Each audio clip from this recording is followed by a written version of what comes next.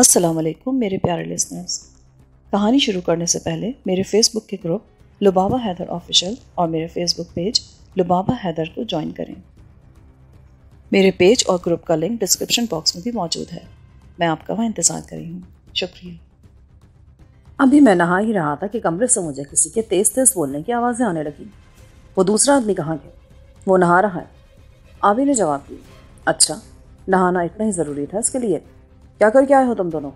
اس کے بعد تمہیں غسل کی ضرورت بھی ہوگی. یہ کپتان دلیپ سنگھ کی آواز تھی. جی جناب، دراصل ہم پاک صاف ہو کر آپ کے حضور حاضر ہونا چاہتے ہیں. پاک صاف ہو کر؟ تمہارا مطلب ہے کہ تم ادھر کسی مزار پر حاضری دو گے؟ اسے کہو جلدی باہر آئے، تمہیں کرنل صاحب کے سامنے پیش بھی ہونا ہے. ذرا میں بھی نہا لوں تو زیادہ بہتر رہے گا. صابن تیل تولیے کا ہمارے پاس انتظام ہے.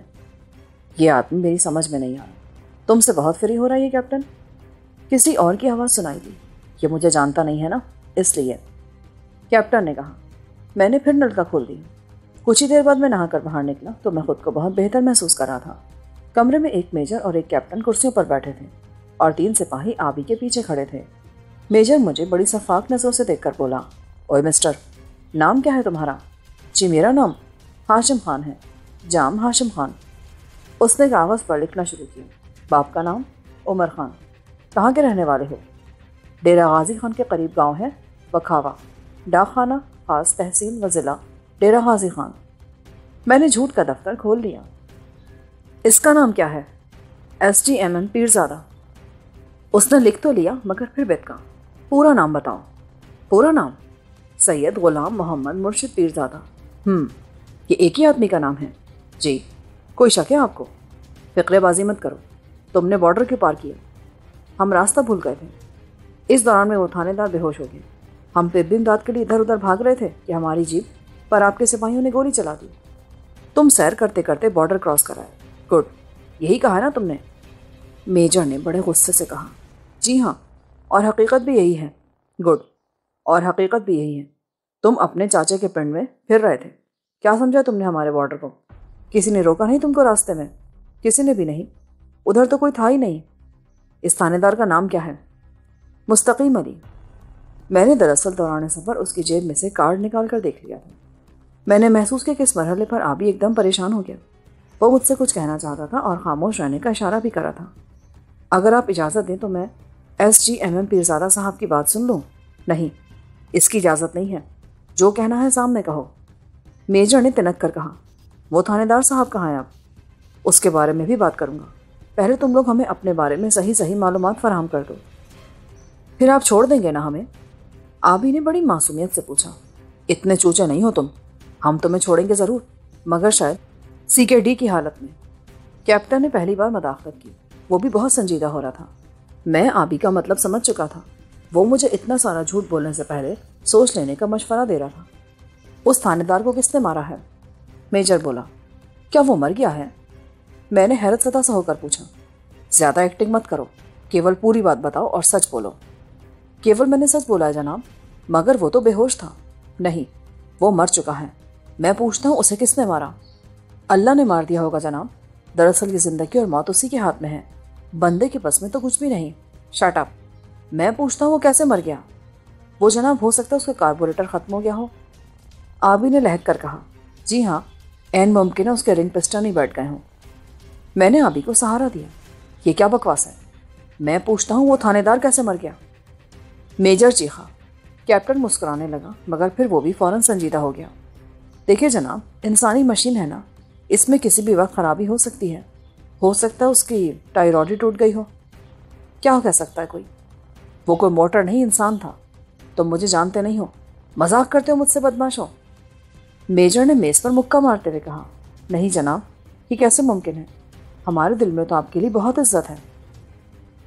تو پھر سچ بولو ورنہ اچھا نہیں ہوگا. ہمیں نہیں معلوم جناب کہ اس تھانے دار کی فوت کی کیسے وقوع پذیر ہوئی. اس کی گردن کی رگ پھولی ہوئی ہے. کسی نے اس کا گلا گھونٹا تھا. تم نے یا اس نے؟ کیا نام بتایا تم نے اس کا؟ STMT. نہیں. کیا یہ نام مختصر نہیں ہو سکتا؟ آپ ان کو پیرزادہ کہہ سکتے ہیں. معلوم ہوتا ہے تم یوں سچ نہیں اگلو گے. کیپٹن دلیپ سنگھ، ان دونوں کو ادھر امرتسر بھیج دو. پولیس کے حوالے کر دو. ٹھیک ہے سر. یہ کہہ کر کیپٹن اٹھا اور اس کے ساتھ ہی باقی لوگ بھی کمرے سے باہر نکل گئے۔ دروازہ انہوں نے مقفل کیا تو آبی نے نیا سگریٹ سلگا لیا۔ وہ کھل کر مسکرا رہا تھا۔ اسی شام ان لوگوں نے ہمیں اپنے 2 سینئر افسروں کے سامنے پیش کرنے کے بعد گاڑی میں بھرا اور امرتسر پہنچا دیا۔ بدماشوں نے دوپہر کا کھانا بھی ہمیں نہیں دیا۔ ہم دونوں سے بریف کیس چھین کر انہوں نے سربہ مہر کر کے ساتھ ہی بھیج دیے۔ ہم سگریٹ سے بھی محروم ہو گئے۔ پھر بھی آبی نے یوں کیا کہ اپنا بریف کیس انہیں دینے سے پہلے ایک جوڑا کپڑے اور ضرورت کی دوسری چیزیں نکال کر رومال میں رکھی۔ سگریٹ ان لوگوں نے ہمارے پاس ایک بھی نہ رہنے دیا۔ میرا خیال ہے وہ سپاہیوں نے آپس میں بانٹ لیے تھے۔ مجھے نہیں معلوم تھا کہ وہ کون سا تھانہ تھا۔ گاڑی چاروں طرف سے بند تھی اور ہمیں اس میں سفر کے دوران باہر کی کوئی شے نظر نہیں آ رہی تھی۔ صورتحال ہم پر جب بھی واضح ہوئی جب گاڑی سے اتر کر سپاہیوں نے ہمیں حوالات میں بند کر دیا۔ ہمیں وہاں اتارنے سے پہلے وہ گاڑی کوئی آدھا گھنٹہ کسی جگہ ٹھہری رہی۔ بعد میں پتہ چلا کہ وہ تھانے کا احاطہ تھا۔ اس دوران 2 آدمی ہمیں دیکھنے آئے۔ ان میں سے ایک تھانے دار تھا اور دوسرا شاید ہیڈ کانسٹیبل۔ وہ گاڑی کی اونچی جالی میں سے اندر جھانک کر ہماری صورتیں ذہن نشین کرتے رہے اور پھر واپس لوٹ گئے۔ حوالات پہنچ کر ہم نے پہلی بار محسوس کیا کہ ہم کتنے سنگین صورتحال سے دوچار ہو چکے ہیں۔ اب تک تو ہم اپنی پولیس کے جان لیوا تعاقب سے بچ نکلنے کو ہی بہت غنیمت سمجھ رہے تھے۔ آبی کا خیال تھا کہ امرتسر پہنچ کر پولیس سے یہ کہہ دے گا کہ ہم سیاسی پناہ لینے کے لیے سرحد عبور کر آئے ہیں اور یہ جھوٹ وہ تسلیم بھی کر لیں گے۔ مگر حوالات میں اتر کر ہمیں معلوم ہوا کہ معاملہ کچھ زیادہ ہی سنگین ہو گیا ہے۔ وہ ہماری کسی بھی بات کو تسلیم کرنے پر آمادہ نہیں تھے۔ تھانے دار کا نام ایشور سنگھ تھا۔ بڑے ٹھسے والا آدمی تھا وہ۔ حوالات سے ہمیں اپنے کمرے میں بلوا کر اس نے ہمیں بہت رگیدا، طرح طرح کے سوالات کیے، مگر ہم نے ہر بار اسے یہی کہا کہ ہم راستہ بھول کر ادھر آ نکلے ہیں، ہمیں معاف کر دیا جائے۔ مگر وہ بھی کوئی اپنی ہی قسم کا آدمی تھا۔ اس نے ہماری کسی بھی بات پر اعتبار نہ کیا، یہاں تک کہ وہ ہمارے بتائے ہوئے ناموں پر بھی شک کر رہا تھا۔ تھک ہار کر بولا، دیکھو بھائی لوگوں، پہلا جرم تو تمہارا یہ کہ تم غیر قانونی طور پر بھارت میں داخل ہوئے۔ دوسرا جرم تمہارا یہ کہ تم نے پاکستانی پولیس کے ایک تھانے دار کو قتل کر دیا۔ اور تیسرا جرم یہ کہ تم پولیس کی جیپ بھگا کر بھارت لے آئے۔ اب بولو تمہیں کیا کہنا ہے؟ آبی نے کھنکار کر گلا صاف کیا، پھر بولا، سردار صاحب، ان میں سے صرف ایک بات سچ ہے کہ ہم بھارتی سرحد عبور کرائیں، یہ ہماری غلطی ہے۔ تھانے دار کو ہم نے نہیں مارا، وہ بے ہوش ہو گیا تھا اپنے کسی اندرونی مرض کی وجہ سے۔ جیپ البتہ اس کی تھی اور وہ ہمیں سرحدی علاقے کی سیر کے لیے لے کر نکلا تھا۔ ایشور سنگھ کی آنکھوں سے ایک دم غصہ ابلنے لگا۔ اس کے نتنے عجیب سے انداز میں پھڑکے۔ وہ چیخ کر بولا، اوے مدن لال، لے جا ان کو اور ٹکٹکی پر لگا دے۔ یہ سمجھتے ہیں کہ یہ مزنگ تھانے میں بیٹھے، میں بھوس بھر دوں گا ان کی کھال میں۔ اوے مدن لال۔ 2 سپاہی تیزی سے اندر آئے۔ چلو اوے، تمہیں ادھر پھاٹک میں بند کرتے ہیں، تم جیسے ڈنگروں کا یہی علاج ہے۔ ابھی وہ ہم پر ہاتھ ڈال ہی رہے تھے کہ ٹیلی فون کی گھنٹی بج اٹھی۔ یس سر، میں ایشور سنگھ بول رہا ہوں۔ تھانے دار نے تیزی سے ریسیور اٹھاتے ہوئے کہا، نہیں، یہ کچھ نہیں بکرے، مجھے تو بہت ڈونگے نظر آتے ہیں۔ کیا کہا سر؟ اچھا، مگر ان سے پوچھ گچھ تو کرنی ہی پڑے گی۔ ٹھیک ہے سر، آپ فکر نہ کریں۔ یہ کہہ کر اس نے ریسیور رکھ دیا۔ لے جاؤ ان کو اور میری بات سنو، سیدھی طرح ہمیں سب کچھ بتا دو ورنہ اچھا نہیں ہوگا، تمہارا بیان مدن لال لکھے گا۔ یہ کہہ کر وہ اپنا بیت لہراتا ہوا کمرے سے باہر نکل گیا۔ مدن لال اور اس کے ساتھی سپاہی نے ہمیں قہر آلود نظروں سے گھورا۔ چلو بھائی، دیکھتے ہیں تمہارے پاس کیا کیا مال ہے، چلو اٹھو۔ وہ الگ باندھ کر رکھا ہے جو مال اچھا ہے۔ مدن لال کے ساتھی نے اپنے ماتھے کی تیوری ختم کرتے ہوئے کہا، کیوں تنگ کرتے ہو بھائی، ہم ویسے ہی مصیبت کے مارے ہیں، پر خیر چلو دیکھتے ہیں کیا سلوک کرتے ہو تم ہمارے ساتھ۔ آبی نے بڑے خوشگوار لہجے میں کہا اور اپنی جگہ سے اٹھ کر ان کے ساتھ چل دیا۔ دوسرا نے میرے پہلو میں گھٹنا دے مارا، تو بھی اٹھ، نام کیا ہے تیرا؟ میں نے اپنے پارا پارا وجود کو سمیٹ کر اس کے ساتھ قدم بڑھا دیے۔ ہمارے حوصلے پست ہوتے جا رہے تھے۔ آبی کی ذرا سی غفلت ہمیں ہماری منزل سے کوسوں دور پھینک گئی تھی۔ وہ سپاہی ہمیں ہکا کر تھانے کے پچھلے حصے میں لے گئے۔ ان کی نیت کو میں سمجھ رہا تھا، وہ ہم پر تشدد کرنا چاہتے تھے۔ ہم سے سچ اگلوانے کے لیے وہ وہی حربے بروئے کار لا رہے تھے جن کی وجہ سے پولیس بدنام ہے۔ ابھی ہم اس کمرے میں داخل بھی نہ ہوئے تھے کہ جس کا دروازہ مدن لال نے کھول دیا تھا کہ سامنے سے ایک 30-32 سال کا گورا چٹا پیڑ جیسا اونچا جوان ہمیں تیزی سے اپنی طرف بڑھتا دکھائی دیا۔ مجھے اپنی آنکھوں پر اعتبار نہیں آ رہا تھا۔ اس کی وردی یہ بتاتی تھی کہ وہ بھی تھانے دار ہے۔ وہ اپنے چھوٹے سے بیت کو بڑے خوبصورت انداز سے گھماتا نپے تلے قدم اٹھا رہا تھا۔ وہ بلال آقا تھا، اس کے سوا وہ کوئی اور ہو ہی نہیں سکتا تھا۔ اسے میں اچھی طرح جانتا تھا۔ جب میں پولیس کے محکمے میں تھا تو ان دنوں وہ نولکھا تھانے میں انسپیکٹر کی حیثیت سے کام کر رہا تھا۔ میں نے اسے دیکھا تو دیکھتا ہی رہ گیا۔ اس کی نگاہ مجھ پر پڑی تو ذرا دیر کے لیے وہ ٹھٹکا۔ اس کے چہرے پر تحیر کی ایک واضح لکیر ابھری، مگر فوراً ہی اس نے اپنی کیفیت پر قابو پا لیا۔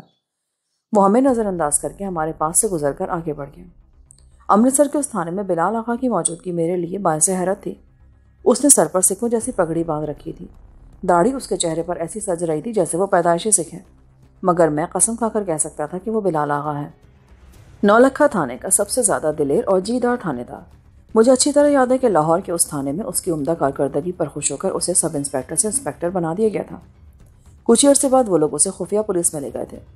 میں نے تو بعد میں نوکری چھوڑ دی تھی، مگر وہ ترقی کی منزلیں برابر طے کرتا رہا تھا۔ اسے یوں اتنی عجیب و غریب حالت میں دیکھ کر میں تو ششدر رہ گیا۔ مجھے یقین تھا کہ اس نے بھی مجھے پہچان لیا ہے۔ اس کے چہرے پر جو تاثر ایک لمحے کے لیے ابھرا تھا وہ مجھے باور کرانے کے لیے بہت کافی تھا کہ وہ بلال آقا ہی ہے۔ مگر وہ ادھر کیا کر رہا ہے؟ اپنے سسرال آیا ہوا ہے۔ اسے ایشور سنگھ کے تھانے میں وردی کس نے پہنا دی؟ کیا اس نے مذہب تبدیل کر لیا ہے؟ کیا مذہب کو تبدیل کرنے کے بعد پاکستان کو بھی تیاگ دیا ہے؟ مدن لال نے ہم دونوں کو کمرے میں دھکیل کر دروازہ اندر سے بند کر دیا۔ اس کمرے کی عقبی دیوار میں ایک دروازہ تھا۔ اس کی طرف اشارہ کر کے مدن لال بولا، راجندر، ذرا بلاؤ ان یمدودوں کو، اس کرن سنگھ اور منتی کو ادھر لیا۔ راجندر اس دروازے کو کھول کر دوسری طرف نکلا تو چند ہی لمحوں کے بعد 2 سپاہی دندن آتے ہوئے ہمارے کمرے میں آ گئے۔ ان کے ہاتھوں میں ڈنڈے تھے اور ہمارا یہ اندازہ صحیح نکلا کہ کوئی اسلحہ ان میں سے کسی کے پاس نہیں تھا۔ اب وہ تعداد میں 4 تھے اور ان کے تیور یہ بتا رہے تھے کہ وہ ہماری دھلائی شروع کر دیں گے۔ کمرے کے دونوں دروازے انہوں نے اندر سے بند کر لیے۔ مدن لال اور راجندر نے آگے بڑھ کر آبی کو پکڑا۔ اس کے دونوں بازو انہوں نے کمر کی طرف کھینچے۔ مدن نے پیچھے سے اس کے کمر میں کوہنی کی ضرب لگائی تو آبی نے پوری قوت سے گھوم کر اپنے ہاتھ ان کی گرفت سے چھڑا لیے اور پھر بازو پھیلا کر بڑے جمے ہوئے لہجے میں بولا، ہمیں یوں ذلیل نہ کرو یارو، ہم تمہارے مہمان ہیں اور بے قصور ہیں۔ مدن لال اپنی جھونک میں مجھ سے ٹکرا گیا تھا۔ وہ گندی گالیاں بکتا ہوا پھر آبی کی طرف بڑھا۔ میں نے بڑی آہستگی سے اس کا کندھا تھپتھپایا۔ مجھ سے بات کرو مدن لال، پوچھو کیا پوچھتے ہو، کاغذ قلم لے کر بیٹھ جاؤ اور میرا بیان لکھ لو۔ مگر اس نے میرا ہاتھ چٹک لیا۔ اس کی تو میں گردن توڑ دوں گا، بڑے بڑوں کو سیدھا کر دیا ہے میں نے۔ دوسرے 2 سپاہی اس عرصے میں مجھ تک آن پہنچے تھے۔ ان دونوں نے دیوار پر ٹنگی ہتھکڑیاں پکڑ لی تھیں۔ اپنے ہاتھ آگے کرو، ایک نے مجھے حکم دیا، دوسرے نے میرے بازو کو تھام لیا۔ لگاؤ ہتھکڑی اس بدماش کو۔ وہ بہت تپ گیا تھا۔ اس کی یہ بات سنتی میں نے تیزی سے آگے بڑھ کر ان دونوں سپاہیوں کی گردنوں پر ہاتھ ڈال کر بیک وقت ان کی رگیں مسل دیں۔ دونوں دھپ سے یوں فرش پر گرے جیسے 2 درخت جڑوں سے اکھڑ گئے ہوں۔ مدن لال اور راجندر آبی پر ہاتھ ڈال چکے تھے، مگر جیسے ہی وہ سپاہی زمین پر گرے وہ دونوں گھوم کر میری طرف یوں دیکھنے لگے جیسے انہیں اپنی بصارت پر اعتبار نہ آ رہا ہو۔ حیرت سے ان کی آنکھیں پھیل گئی تھیں۔ میں نے مسکرا کر دوستانہ انداز میں ان کے کندھوں پر ہاتھ رکھے۔ یہ تو بے ہوش ہوگا سردار جی، کیا ہو گیا انہیں تم نے کیا کر دیا ہے؟ ایک سپاہی نے دہشت زدہ لہجے میں پوچھا۔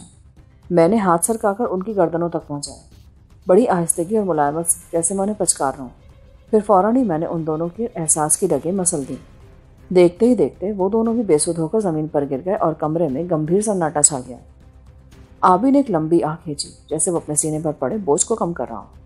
یہ کیا ہو گیا یار، کسی طرح یہاں سے نکل چل، یہ لوگ ہمیں مار ڈالیں گے۔ آبی کا لہجہ بہت نمناک ہو رہا تھا۔ اس کی وہ یاس انگیز آواز سن کر مجھے یوں لگا جیسے میرا دل بیٹھ جائے گا۔ آبی کے اندر کا مرد جو ذرا دیر کے لیے اس فرش کے پہلو میں بیدار ہوا تھا مرنے لگا تھا۔ اب میرے اور اس کے سینے میں حوادث کی بھال بہت گہری دھستی جا رہی تھی۔ میں نے اس کی بات کا کوئی جواب نہ دیا۔ اس وقت احاطے میں نکلنا کسی بھی طرح سود مند نہ ہو سکتا تھا۔ تھانے کے عملے کے لوگ ادھر ادھر پھر رہے تھے، ان کی نظروں سے بچ کر ہم کسی بھی طرف نہیں نکل سکتے تھے۔ ہم دونوں نڈھال ہو کر دیوار کے ساتھ بیٹھ گئے، ہمیں کوئی راستہ سجھائی نہیں دیتا تھا۔ آبی بھی سن ہو کر میرے ساتھ ہی بیٹھا تھا، یوں جیسے وہ بھی اپنا سب کچھ ہار چکا ہو۔ اسے بھی امید کی کوئی کرن نظر نہیں آتی تھی اور احاطے میں سے سپاہیوں کی آوازیں الگ ہمارا خون خشک کیے دیتی تھیں۔ ان 4 آدمیوں کو ہم بے ہوش تو کر چکے تھے، محض اس لیے کہ وہ ہم سے بدتمیزی نہ کریں۔ ہم ان کا تشدد سہنے کے لیے کسی بھی قیمت پر تیار نہ تھے۔ یہی وجہ تھی کہ میں نے انہیں لمبا لٹا دیا تھا، مگر اب اس عمل کے نتائج کے تصور نے مجھے اور آبی کو پریشان کر دیا تھا۔ کوئی 15 منٹ اسی طرح گزر گئے۔ ہماری سگریٹ کی طلب دم بدم بڑھتی جا رہی تھی۔ میں نے اٹھ کر مدن لال کی وردی ٹٹولی، اس کی جیب میں سگریٹ اور ماچس موجود تھے اور 150 روپیہ بھی۔ میں نے وہ سب نکال لیے۔ جب ہم سگریٹ سلگا چکے تو آبی بولا، یار ان کی وردیاں اتار، ہم حلیہ بدل کر یہاں سے نکل چلتے ہیں۔ اوہ بیڑا غرق، مجھے تو یہ خیال ہی نہ آیا۔ یہ کہہ کر میں نے مدن لال کی وردی اتارنے کے لیے قدم آگے بڑھایا، مگر عین اسی وقت دروازے پر دستک ہوئی۔ میں تیزی سے پیچھے مڑا۔ سگریٹ ہم دونوں نے بجھا کر فرش پر مسل دیے۔ آبی تو یوں لیٹ جا جیسے تو بے ہوش ہو چکا ہے۔ آبی میرے اشارے کو سمجھ کر آڑا ترچھا ہو کر لیٹ گیا۔ دروازے پر دستک تیز ہوئی۔ میں آگے بڑھ کر دروازے کے پاس ہی لیٹ گیا جیسے میں بہت زخمی ہوں۔ پھر میں نے فرش پر لیٹ کر اپنے کپڑے گرد آلود کر لیے اور اسی طرح ہائے ہائے کرتے ہوئے میں نے دروازے کے سامنے لیٹ کر کنڈی کھول دی۔ کسی نے تیزی سے کیواڑ پیچھے دھکیلا تو میں اور زیادہ بلند آواز سے کراہتا ہوا زمین پر لیٹ گیا۔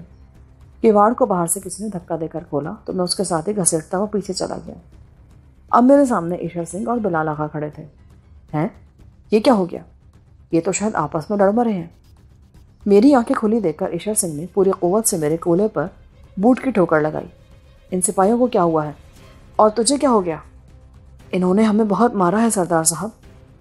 پیرزادہ صاحب کو تو انہوں نے بے ہوشی کر دیا۔ اچھا، تو ان کو ہوا کیا ہے؟ مجھے تو یہ سب بے ہوش نظر آتے ہیں۔ پتہ نہیں جناب، یہ مجھے مار رہے تھے کہ میں بے ہوش ہو گیا۔ جب میرا دماغ ٹھکانے پر آیا تو یہ سب بے ہوش پڑے تھے۔ بلبیر سنگھ جی، یہ تماشا تمہاری زندگی میں پہلی بار دیکھا ہے۔ کچھ سمجھ رہے ہیں آپ؟ میں تو خود حیران ہوں سر، کہیں یہ مرمرا تو نہیں گئے؟ نہیں، نفس تو ان کے ٹھیک ہے مگر۔ اس نے فقرہ ادھورا چھوڑا اور مجھے گریبان سے پکڑ کر جھنجھوڑا، پھر ایک زناٹے دار تھپڑ میرے منہ پہ مار کر بولا، انہیں کیا ہوا ہے ذلیل کمینے؟ یہ بے ہوش کیسے ہو گئے؟ کیا سنگھایا تو نے انہیں؟ کچھ بھی نہیں سردار جی، ہم تو خود پٹ گئے ان کے ہاتھوں۔ آپ نے ہمارے ساتھ بہت زیادتی کی ہے۔ زیادتی تو اب ہوگی بچوں، اب پتہ چلے گا تمہیں۔ بلبیر سنگھ، انہیں اٹھوا کر ڈاکٹر کے پاس بھیجو، ان چاروں کو، بیچارے بے سود ہی ہو گئے ہیں۔ بلال آغا مجھ سے نظریں نہیں ملا رہا تھا، مگر جب میرا دھیان ایشا سنگھ کی طرف ہوتا تو وہ گہری نظروں سے مجھے دیکھنے لگتا۔ وہ فوراً باہر نکلا اور کر سپاہیوں کو اندر بلا لایا۔ وہ سب اندر کی صورتحال دیکھ کر حیران ہو گئے۔ بے ہوش سپاہیوں کو چارپائیوں پر ڈال کر جب وہ باہر لے گئے تو ایشا سنگھ نے آبی کی نبض ٹٹولی۔ وہ ابھی تک دم روک کر لیٹا تھا۔ بلبیر بولا، اس کو بھی اٹھوا کر اسپتال بھجوا دو۔ نہیں، اسے ادھر ہی مرنے دیں۔ یہ سگریٹ مجھے نکال کر دیں ذرا اس کی جیب سے۔ ایشا سنگھ نے میری بشرٹ کی جیب میں سے جھانکتے ہوئے پیکٹ کی طرف اشارہ کیا۔ بلال آغا نے پیکٹ نکال کر سگریٹ کو منہ میں لیے بغیر تیلی دکھائی۔ وہ خاصا سلگ گیا تو ایشا سنگھ نے اس کا جلتا ہوا سرا آبی کے ہاتھ کی پشت سے لگا دیا۔ آبی نے کراہتے ہوئے آنکھیں کھولی، پھر وہ کسمساتا اٹھ بیٹھا اور ہائے ہائے کرنے لگا۔ یہ ڈرامہ بند کرو، کیا ہوا ہے تجھے؟ ایشا سنگھ دھاڑا۔ آبی نے کوئی جواب نہ دیا، پھر وہ نڈھال سا ہو کر لیٹ گیا۔ میں تو پہلے ہی فرش پر فرش ہو رہا تھا اور میرے وجود کا سارا ڈابک پانی خشک ہوتا جا رہا تھا۔ اپنی اس ساری اداکاری سے مجھے گھن آ رہی تھی۔ ہم دونوں عورتوں کی طرح ٹسپے بہا رہے تھے۔ آبی کی کمر میں زوردار ٹھوکر مار کر ایشر سنگھ بولا، ان دونوں نے حیران کر دیا ہے، ان کو ادھر حوالات میں ڈال دو بلبیر جی، مجھے ان کے بارے میں کچھ اور سوچنا پڑے گا۔ ٹھیک ہے سر، ان کے لیے ابھی تو یہی کریں، پھر میں بھی دیکھتا ہوں کہ ان کا منہ کیسے کھلوایا جا سکتا ہے۔ یہ کہہ کر بلبیر نے 2 سپاہیوں کو بلوایا جو ہمیں کھینچتے ہوئے حوالات کی طرف لے چلے۔ وہ بھی اپنے ہاں کے تھانوں ایسی حوالات تھی اور سہولت نام کی کوئی شے وہاں موجود نہ تھی۔ البتہ کونے میں کھرا سا بنا تھا جس میں ایک پاٹ دھرا تھا، اس کو ان لوگوں نے ایک لکڑی کے تختے سے ڈھانپ رکھا تھا۔ یہی وجہ تھی کہ وہاں عفونت مفقود تھی جو عام حوالات میں آدمی کو زندگی سے متنفر کر دیتی ہے۔ وہاں پہنچنے کے کچھ ہی دیر بعد ہم سنبھل کر بیٹھ گئے۔ میری جیب میں سے ایشر سنگھ نے سارے سگریٹ نہیں نکالے تھے اور یہ اس کی بڑی مہربانی تھی۔ مگر جب مجھے یہ خیال آیا کہ جب مدن لال ہوش میں آئے گا تو جیب میں نقدی اور سگریٹ نہ پا کر اس کا کیا حال ہوگا تو مجھے وحشت ہونے لگی، کیونکہ اس کا انتقام خوفناک بھی ہو سکتا تھا۔ ان لوگوں نے ایک نوازش ہم پر یہ کی تھی کہ 2 گھڑی کے لیے جو ہتھکڑیاں ہمیں لگائی گئی تھیں وہ انہوں نے ہمیں حوالات میں بند کرنے سے پہلے اتار لی تھیں۔ کوئی 20 منٹ بھی نہ گزرے تھے کہ ایک سپاہی ہمارے لیے چائے اور بسکٹ لے آیا۔ ایک بڑے تھال میں اس نے سگریٹ کے 2 پیکٹ بھی ڈال رکھے تھے۔ چائے کی چینک اور پیالیاں سلاخوں کی راہ سے ہمیں تھما کر وہ سپاہی بولا، یہ سردار بلبیر صاحب نے بھیجی ہے، یہ چائے اور یہ سگریٹ بھی۔ اچھا، اسے ہمارا خیال کس طرح آ گیا؟ اس تارا سنگھ کو؟ آبی نے حیران ہو کر کہا۔ اس کی بات سپاہی نہ سن سکا تھا۔ میں نے آبی کو کوہنی ماری کہ وہ چپ رہے۔ بلبیر صاحب کا ہماری طرف سے شکریہ ادا کر دو، یہ ان کی مہربانی ہے۔ میں نے اس سپاہی سے کہا، انہوں نے کہا ہے خود ہی سیدھے ہو جاؤ، وہ تمہیں سوچنے کا موقع دے رہے ہیں۔ ٹھیک ہے، ہم سوچ لیں گے بھائی، ہماری طرف سے انہیں سلام بولو۔ یہ کہہ کر میں نے چائے پیالیوں میں اڈیل دی۔ بسکٹ خستہ تھے اور لذیذ بھی، چائے بھی مزہ دے رہی تھی۔ ہم اسے نعمت سمجھ کر گھونٹ گھونٹ پینے لگے۔ سپاہی لوٹا تو آبی بولا، یار یہ بلبیر سنگھ ہم پر اتنا مہربان کیسے ہو گیا ہے؟ یہ بڑا گہرا راز ہے آبی، تو سنے گا تو حیران رہ جائے گا۔ کیا مطلب؟ مطلب یہ ہے آبی بیٹے کہ یہ بھی اپنا مختون بھائی ہے۔ مختون بھائی؟ یہ کیا ہوتا ہے؟ پختون بھائی تو خیر سنا ہے، مگر یہ تم ایک نئی بات بتا رہے ہو۔ مختون کے معنی ہے ختنہ کیا ہوا، کیا سمجھے؟ او نہیں یار، ایسا کیسے ہو سکتا ہے؟ میں اس بلبیر کو پہچان گیا ہوں. اس کا اصلی نام محمد بلال آغا ہے. اسے میں نے نولکھا تھانے میں دیکھا تھا. میرے ساتھ ہی یہ کام کرتا رہا ہے. میں سپاہی تھا اور یہ تھانے دار. میں نے دبی آواز میں کہا. میرا خیال ہے تو نے بوجھ لیا ہے کہ آبی نرا احمق ہے. یہ بات نہیں ہے آبی. یہ لے سگریٹ پی اور یاد کر اس وقت کو جب تو دوزخ کی آگ میں ڈال دیا جائے گا. اس آگ میں جو دھواں نہیں دیتی.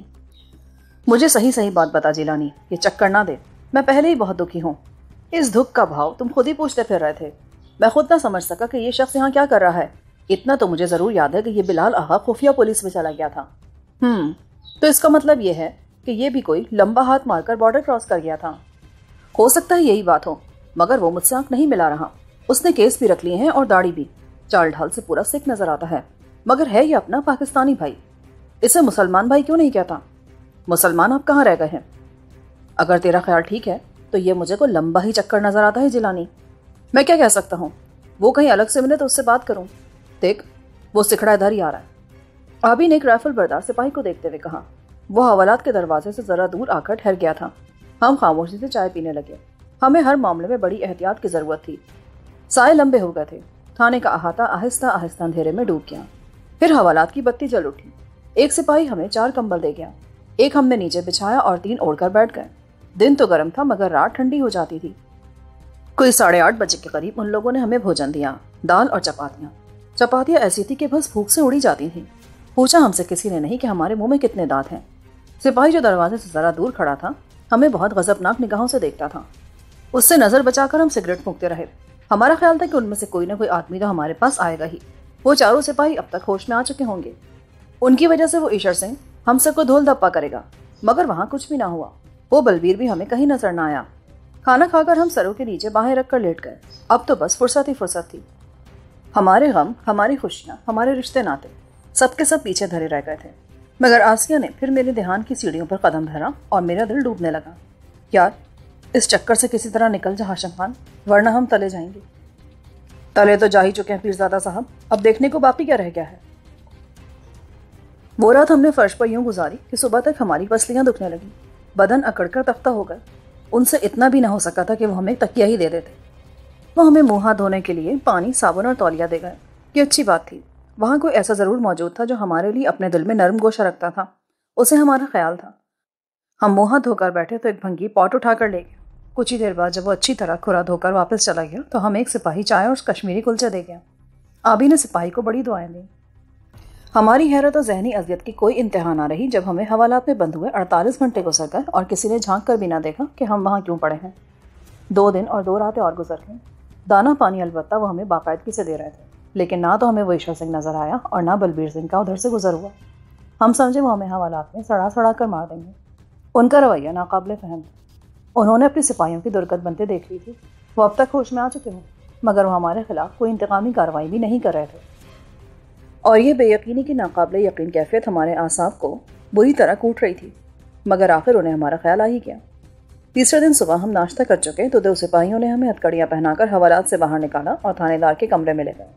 ایشور سنگھ جم کر اپنی کرسی پر بیٹھا تھا اور اس کے سامنے دھری میز کی دوسری جانب بلبیر سنگھ اور ایک اور آدمی بیٹھا تھا. اس کے لباس سے میں نے اندازہ لگایا کہ وہ شہر کا کوئی بہت بڑا رئیس ہے. تمول اس کے چہرے سے بھی آیا تھا. 2 خالی کرسیوں کی طرف اشارہ کر کے ایشور سنگھ بولا، بیٹھ جاؤ. وہ سنجیدہ بھی لگتا تھا اور مسکرانے بھی لگتا تھا. ہم دونوں جم کر کرسیوں پر بیٹھ گئے تو ہمارے 60 ٹنگے سپاہی ہتکڑی کی زنجیروں کی وجہ سے ہمارے دائیں بائیں کھڑے ہو گئے. تو تم اپنے بارے میں ہمیں کچھ نہیں بتاؤ گے؟ مجھ سے مخاطب ہو کر ایشور سنگھ نے گفتگو کا آغاز کیا. ہم کیا عرض کریں جناب، سب کچھ تو ہم آپ کو بتا چکے ہیں. دیکھو ہمیں تمہارے بارے میں بہت کچھ معلوم ہو چکا ہے. ہمیں تمہاری مکمل رپورٹ مل گئی ہے.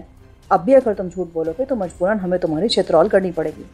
چلو اوے تم دونوں باہر بیٹھو اور ان کی ہتکڑیاں کھول دو. ایشور سنگھ نے اچانک یہ حکم دے کر ہمیں حیران کر دیا. سپاہیوں نے حکم کی تعمیل کی اور پھر وہ دونوں اسی وقت اٹھ کر باہر نکل گئے. بلبیر نے اٹھ کر دروازہ بند کیا. ایشور سنگھ نے کنکار کر گلا صاف کرتے ہوئے کہا، تمہارا نام غلام جیلانی ہے نا؟ میں اپنی جگہ اچھل سا گیا. وہ انکشاف میرے اعصاب پر بجلی بن کر گیا.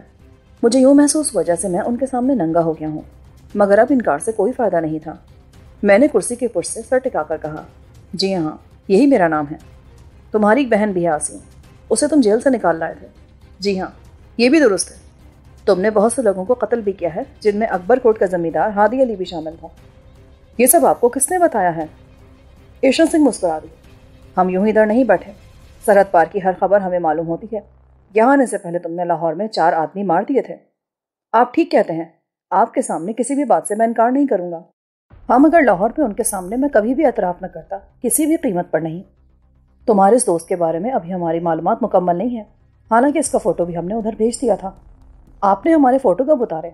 ارے تمہارے تو ہم کئی فوٹو اتار چکے ہیں، مگر تمہاری بے خبری میں۔ مجھے تم یہ بتاؤ کہ اس تھانے دار مستقیم کو ہوا کیا تھا؟ وہ مجھ سے الجھ گیا تھا۔ میں نے کھڑے ہاتھ کی ایک ضرب اس کی گردن پہ دے ماری اور وہ بے ہوش ہو گئی۔ اس کے مرنے کا مجھے بہت افسوس ہے، میں یہ نہیں چاہتا تھا۔ میرا خیال ہے ویسی ضرب تم نے مدن لال، راجندر اور دوسرے سپاہیوں پر بھی لگائی تھی۔ نہیں جناب، مجھے نہیں معلوم کہ انہیں کیا ہوا تھا۔ میری بات پر وہ تینوں کھلکھلا کر ہنس دیے۔ ایشور سنگھ بولا، وہ بدماش خود ہمیں بتا چکے ہیں کہ تم نے ان سے کتنی محبت دکھائی ہے، وہ تمہارے شاگرد بننا چاہتے ہیں۔ ان کا وہم ہے جناب، ورنہ انہوں نے تو ہمیں ادھیڑ کر رکھ دیا تھا۔ یہ بھی جھوٹ ہے، انہوں نے تو تمہیں چھوا بھی نہیں تھا، اور پتہ ہے وہ کسی کو منہ دکھانے کے قابل نہیں رہے۔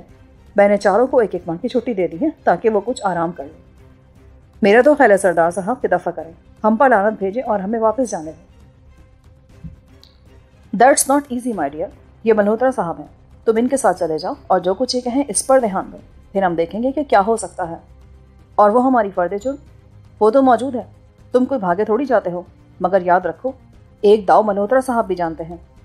مجھے اب شرمندہ کرتے سردار صاحب، ورنہ میرے پاس کوئی داؤ نہیں ہے۔ داؤ ہوتا تو یہاں کیسے آن پھنستا؟ وہ اکھرے بدن کا 6 فٹ لمبا جوان تھا، اس کی آنکھیں اور انگلیاں ہمہ وقت حرکت میں رہتی تھیں۔ وہ سفجٹ ہندو تھا اور اس کی رنگت کشمیری برہمنوں جیسی تھی۔ مجھے اس کی شخصیت بہت ہی پراسرار نظر آ رہی تھی۔ اس کے چہرے پر ایسا اعتماد تھا کہ میں نے ایسے لوگ زندگی میں بہت ہی کم دیکھے ہیں۔ اس ساری گفتگو میں وہ بھی شامل تھا، مگر وہ الگ تھلگ ہی بیٹھا رہا۔ اپنے منہ سے اس نے ایک لفظ بھی نہ کہا۔ ٹھیک ہے ملہوترا صاحب، اب آپ جائیں، مجھے امید ہے کہ آپ کو کوئی مشکل پیش نہیں آئے گی، اور یہ بھی ہم سے ہر طرح سے تعاون کریں گے۔ میں اور آپ ہی کرسیوں سے اٹھے تو ایشور سنگھ بولا، مسٹر سید غلام محمد مرشد پیرزادہ، تم ابھی ادھر ہی بیٹھو، تمہارے بارے میں رپورٹ آ جائے تو پھر ہم کوئی فیصلہ کر سکیں گے۔ نہیں سردار صاحب، ایسا نہ کریں، میں اپنے دوست سے الگ نہیں رہ سکتا۔ مجبوری ہے مسٹر جیلانی، اگر حوالات میں سڑنا چاہتے ہو تو ٹھیک ہے، اس کے ساتھ پڑے رہو۔ یہ زیادتی ہے جناب، میں اس کے بغیر باہر نہیں جاؤں گا۔ میں پھر سے کرسی پر بیٹھ گیا۔ کوئی بات نہیں ایشور سنگھ، اسے بھی میرے ساتھ آنے دو، یہ کوئی بڑا پرابلم نہیں ہے۔ ٹھیک ہے، اگر آپ ذمہ داری لیتے ہیں تو مجھے کوئی اعتراض نہیں ہے، مجھے منظور ہے۔ آئے مسٹر پیرزادہ، تم بھی میرے ساتھ آ جاؤ۔ ملہوترا ہمیں اپنے ساتھ لے کر احاطے میں نکلا۔ ایک لمبی سی سیاہ رنگ کی گاڑی سامنے کھڑی تھی۔ ہم دونوں کو ملہوترا نے پچھلی سیٹ پر بٹھایا اور ڈرائیور کے ساتھ والی سیٹ پر وہ خود بیٹھ گیا۔ اس کا ڈرائیور کوئی بہت ہی اوقاف صفت آدمی تھا، چاقو چوبند، اس کی نگاہوں کو قرار نہیں تھا۔ وہ بھی 6 ہاتھ اونچا جوان تھا، مگر فرق صرف یہ تھا کہ وہ سکھ تھا اور داڑھی اس کی اتنی گھنی تھی کہ اس میں سے پانی بھی مشکل سے گزرتا ہوگا۔ چلو بلون، ہمیں بنگلے پر لے چلو، ملہوترا نے بڑی دھیمی آواز میں کہا، یوں جیسے وہ کسی گہری سوچ میں گم ہو۔ گاڑی مختلف سڑکوں پر چلتی ہوئی ایک وسیع و عریض باغ کے گرد گھوم کر شہر کے مشرقی حصے میں کوٹھی کے اندر داخل ہو گئی۔ کوٹھی کی بیرونی دیوار کے عین عقب میں بہت ہی خوبصورت باغ تھا، جس کی روش پھولوں سے سجی نظر آتی تھی۔ عمارت کی سمت و باغ قوس کی صورت میں کٹا تھا۔ سروں کے درخت اس میں کچھ ایسے قرینے سے لگائے گئے تھے کہ آنکھوں کو تراوٹ بخشتے تھے۔ گاڑی پوش میں رکی تو ایک باوردی ملازم نے آگے بڑھ کر اس کے دروازے کھول دیے۔ ملہوترا ہمیں اپنے ساتھ لے کر عمارت کے اندر داخل ہوا۔ ڈرائیور بلونت سنگھ بھی ہمارے پیچھے تھا، اور اس کا وہ ڈھیلا ڈھالا کھدر کا سفید لمبا کرتا اور تنگ پجامہ دیکھ کر مجھے سکھوں کے گیانی دھیانی لوگ یاد آ گئے۔ بلونت کی کرپان اس کے پہلو سے لٹک رہی تھی، اور یہ میرا اندازہ تھا کہ اس نے اپنی صدری کے نیچے پستول بھی باندھ رکھا ہے۔ وہ شکری جیسی تیزی سے نظریں گھماتا تھا۔ ملہوترا نے ہمیں عمارت کے وسطی حصے میں لے جا کر ایک نشستگاہ میں بٹھا دیا۔ بلونت کو اشارہ کر کے بولا، پانڈے سے کہو ان کے لیے ناشتہ لائے، وہاں انہیں کیا ملا ہوگا؟ جی شکریہ ملہوترا صاحب، ناشتہ تو جیسا بھی تھا ہم کر ہی آئے ہیں۔ نہیں جیلانی صاحب، اب آپ میرے مہمان ہیں اور آپ کی خدمت میرا فرض بھی ہے اور سرکاری ذمہ داری بھی۔ اپنے بارے میں ابھی تک آپ نے ہمیں کچھ بھی نہیں بتایا ملہوترا صاحب۔ پولیس میں ایک عہدہ ہے میرے پاس، بس سمجھے DIG کے برابر ہے، اور میری ذمہ داریاں کچھ بہت ہی خفیہ اور نازک قسم کی ہیں۔ بہرحال آپ سے میں یہ عرض کرتا ہوں کہ اس کوٹھی کے یہ 3 کمرے آپ کے ہیں، 2 بیڈ روم اور یہ ڈرائنگ روم۔ آپ کی ضرورت کی ہر شے آپ کو یہاں ملے گی۔ آپ صرف اتنی کرپا کریں کہ یہاں سے بھاگنے کی کوشش نہ کریں۔ ہمیں یہاں رکھنے کا مقصد آپ نے ابھی تک نہیں بتایا، یہ بھی ہم آپ کو بتا دیں گے۔ مجھے معلوم ہے کہ آپ کے ہم وطنوں نے آپ کے ساتھ اچھا سلوک نہیں کیا، حالانکہ آپ فائنسٹ فائبر کے آدمی ہیں۔ اس وقت صورتحال یہ ہے کہ میرے اور ایشور سنگھ کے ذرا سے اشارے پر آپ کو پھانسی کی سزا دی جا سکتی ہے۔ پھانسی نہیں تو عمر قید تو میرا خیال ہے بڑی معمولی سی بات ہوگی۔ میں آپ کا مطلب نہیں سمجھا۔ دیکھیں، جس مقصد کے لیے آپ نے سرحد کے پار اتنی مصیبتیں اٹھائی ہیں، اگر وہ ہم یہاں بیٹھ کر پورا کر دیں تو کیسا رہے گا؟ یعنی آپ؟ میں اب بھی کچھ نہیں سمجھا جناب ملہوترا صاحب۔ میرا مطلب ہے اگر آپ ہم سے تعاون کریں تو بہت کچھ ہو سکتا ہے۔ وہاں کی جنتا ہمارے ہی جسم کا حصہ ہے، ہمیں ان سے گہری ہمدردی ہے۔ آبی سنبھل کر بیٹھ گیا، پتہ نہیں اسے کیا ہو گیا تھا۔ ملہوترا کے سامنے وہ پاکستانی پولیس کو گالیاں دینے لگا۔ 100 کیڑے اس نے اپنے وطن میں بیٹھے بیٹھے نکال دی۔ ملہوترا خوش ہو گیا۔ عمدہ قسم کے امریکی سگریٹ الماری سے نکال کر اس نے ہمارے سامنے رکھے۔ آپ نے تو میرا من موہ لیا، بڑی سچی کھری باتیں کی ہیں آپ نے۔ لیں یہ سگریٹ پئیں۔ ہم نے ایک ایک سگریٹ سلگا لیا۔ آبی بولا، بات یہ ملہوترا صاحب کہ میں حق سچ کی بات کرتا ہوں۔ غریبوں کے یار لوگوں نے خون چوس لیا ہے۔ میں نے بڑے غیر محسوس طریقے سے اسے آنکھ ماری کہ وہ اپنی یہ بکواس بند رکھے، مگر مجھے ایسا محسوس ہوتا تھا جیسے ملہوترا ہم سے ایسی ہی باتیں سننا چاہتا تھا، اور آبی اسے خوش کرنے کے لیے اسی کے ردیف قافی میں اپنی غزل سنا رہا تھا۔ اتنے میں ملہوترا کا ملازم پانڈے چائے کے سامان سے لدی پھندی ٹرالی گھر دھکیلتا اندر لایا۔ ڈھیر سارے پھل اور بیکری کا سامان ٹرے میں ڈال کر اس نے ہمارے آگے رکھ دیا۔ پھر وہ چپ چاپ واپس لوٹ گیا۔ ملہوترا خود چائے تیار کرنے لگا۔ پیرزادہ صاحب نے بات دوسری طرف موڑ دی۔ میں یہ عرض کر رہا تھا ملہوترا صاحب کہ آپ ہم سے کس قسم کا تعاون چاہتے ہیں؟ میں نے بات کو آگے بڑھاتے ہوئے کہا، ارے اس بارے میں بعد میں بات کر لیں گے، ابھی آپ اپنی تھکن اتاریں۔ مجھے افسوس ہے کہ پولیس نے آپ جیسے اچھے اور اسٹرانگ قسم کے لوگوں سے اچھا سلوک نہیں کیا۔ میں اس کے لیے क्षमा چاہوں گا۔ کوئی بات نہیں جناب، وہ صورتحال ہی ایسی تھی۔ آبی نے کشمیری سیبوں پر ہاتھ صاف کرتے ہوئے کہا۔ اس کا منہ اور ہاتھ دونوں بڑی تیزی سے چل رہے تھے۔ آپ کے بریف کیس انہوں نے لے لیے تھے۔ آپ کی کل رقم 90,000 روپے تھی۔ اس کے بدلے میں آپ کو 1 لاکھ دوں گا۔ آپ کی بڑی مہربانی ملہوترا صاحب، ہمیں نہیں پتا تھا کہ یہاں آپ جیسے فرشتہ سیرت لوگ بستے ہیں۔ ارے بھائی، ہندوؤں کے ہاں فرشتے تو ہوتے ہی نہیں، کوئی اور مخلوق ان کے معاملات طے کرتی ہوگی۔ آبی نے پیسٹری پر ہاتھ صاف کرتے ہوئے کہا، دیوی دیوتا ہوتے ہیں جناب، بہرحال یہ ایسا کوئی مسئلہ نہیں۔ کچھ ہی دیر بعد جب ہم چائے سے فارغ ہو گئے اور پانڈے برتن اٹھا کر لے گیا تو ملہوترا بولا، میں ذرا بینک تک ہوں، آپ کی رقم تبدیل کروانی ہے۔